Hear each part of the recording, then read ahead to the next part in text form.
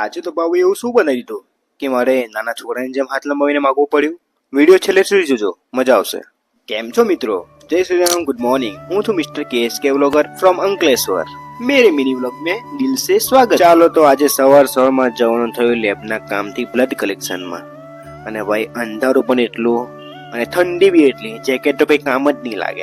તો હેલ્મેટ પહેરીને આપણે નીકળી ગયા કામ પર જવામાં. અને ગાડી પર એટલું ઝાકળ થઈ જતું છે કે ધોવાની જરૂર નહીં પડે.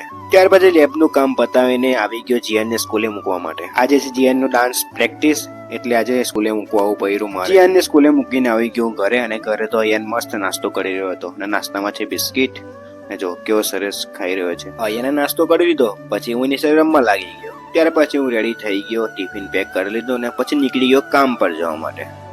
और गाइस काम से घर आते ही मैं तो पहुंच गया सीधा किचन में. અને જો गाइस किचन में आज क्या बन रहा था, मैं तो गया सीधा किचन में. भावों ने बनाया था મોહનથાળ. અને અયાનની ખુશી દેખો ગાઈસ, અયાન તો એટલો ખુશ થતો જાણે કે આજે બર્થડે હોય અને કેક કપાતી હોય. ત્યાર પછી ભાઉ પાસે મેં માગ્યો મોહનથાળ. હું મને બી કાપી દે. પછી મેં નાનલા છોકરાને જેમ હાથ લંબાવ્યો માગ્યો તો મને આપ્યું જ નહીં એને. અને મને હું કીધું જો ગાઈસ